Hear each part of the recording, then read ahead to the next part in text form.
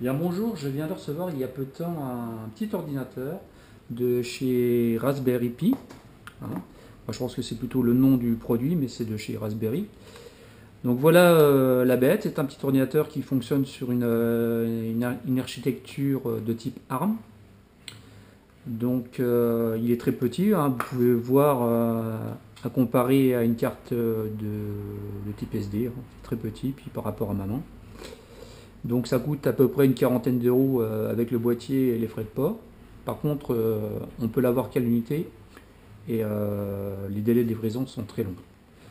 Donc je vais vous le présenter. Donc on peut voir ici un certain nombre de ports. Donc sur la couleur de couleur jaune, pardon, une sortie vidéo composite. La petite fiche noire ici, c'est une sortie audio stéréo. Ici, on peut voir qu'il y a deux ports Ethernet, deux ports USB, pardon. Ici, un port Ethernet. Là, une sortie HDMI Full HD. Ici, un slot SD. Là, un port d'entrée pour l'alimentation du produit. Et puis, d'autres ports à l'intérieur, je ne sais pas quoi ils servent, certainement pour faire de la robotique. Donc une fois les présentations faites, on va le mettre en service. Alors, pour le mettre en service, qu'est-ce qu'il vous faut? Bah, évidemment un clavier USB, éventuellement une souris avec son émetteur-récepteur. C'est pas une obligation. Hein. L'alimentation, c'est une alimentation de téléphone GSM smartphone. Hein, il y a pas de, tout ce qui est plus standard. Éventuellement un connecteur Ethernet pour surfer. Et bien sûr, un moniteur. Voilà, dans mon cas, je vais prendre un téléviseur avec une entrée HDMI. Donc on va le mettre en route. Donc l'alimentation, ça sera branché en dernier lieu. Donc je vais poser la caméra GoPro, ça sera plus facile. Voilà. Donc on va commencer par y mettre par exemple l'émetteur-récepteur de la souris USB. Donc sur un des deux ports, mais l'endroit n'a aucune importance. On fait juste attention au sens du truc pour pas forcer et pas casser le Raspberry Pi, le clavier. Voilà. On va y mettre la distribution GNU Linux préalablement installée sur la carte SD. Donc dans mon cas, c'est une distribution que j'ai récupérée sur le site officiel, c'est une Debian, hein, tout ce qui est plus classique, vraiment minimisé.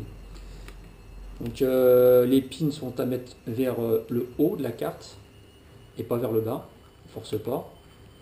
On la rentre bien à fond, voilà.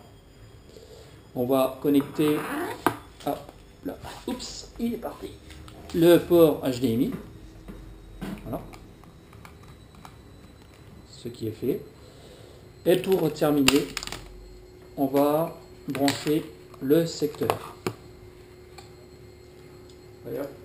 On met ça sur une prise de pôle plus terre. Hop. Et dès que je vais insérer la fiche d'alimentation de Raspberry Pi, le système va booter. Donc je vais prendre la caméra et vous montrer au niveau de l'écran ce qui se passe.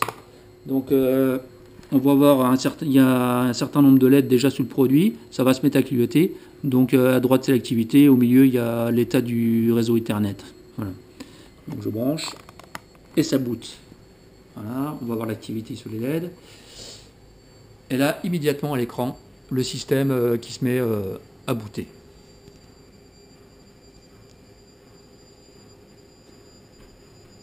Donc c'est pas un ordinateur qui est super rapide, mais pour faire joujou c'est sympa, et puis pour aller sur internet ça suffit largement. Voilà, c'est chargé. Donc je vais reposer la caméra et je vais rentrer le login et le mot de passe. Donc par défaut sur la distribution là c'est le login c'est Pi et le mot de passe c'est Raspberry.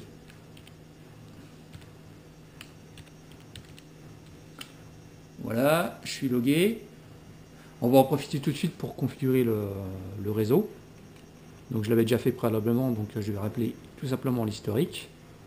Donc on configure tout de suite la carte réseau en fonction de votre réseau local. Donc, voilà ce qui est fait pour moi. Et après la route vers la passerelle. Voilà ce qui est fait. On va essayer de pinguer free. Voilà. Ah bah oui, ça marche pas, j'ai pas mis le chronomètre, ça marchera pas. Donc hop, je repose la caméra. J'insère le cordon Ethernet. Voilà ce qui est fait. Je reviens ici. Et voilà, j'ai le réseau. Alors, la petite distribution là possède un serveur X qu'on va lancer tout de suite. Donc, avec la commande standard start X. Je suis feignant, je rappelle l'historique. Hop. On allume la souris pour pouvoir faire bouger le curseur. Voilà à quoi ça ressemble. Voilà, il y a un certain nombre d'icônes, etc. que vous pouvez en rajouter. Un petit menu avec quelques logiciels. Bon, évidemment, c'est pas francisé, mais je pense que ça le sera par la suite. On va tout de suite prendre un navigateur. Midori, dans le cas là, que je ne connais pas. Je me suis amusé avec vite fait tout à l'heure. Donc, il va revenir tout de suite à l'historique. Et en l'occurrence, c'était Flickriver. Donc, il va charger. On patiente, voilà.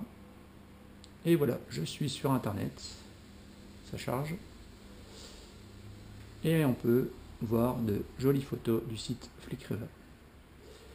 Voilà, c'est terminé pour cette présentation. Je pense que je vous ferai d'autres présentations avec d'autres systèmes d'exploitation qui vont pouvoir être insérés dans le Raspberry Pi. Voilà, j'espère que ce tuto vous a plu. À bientôt. Au revoir.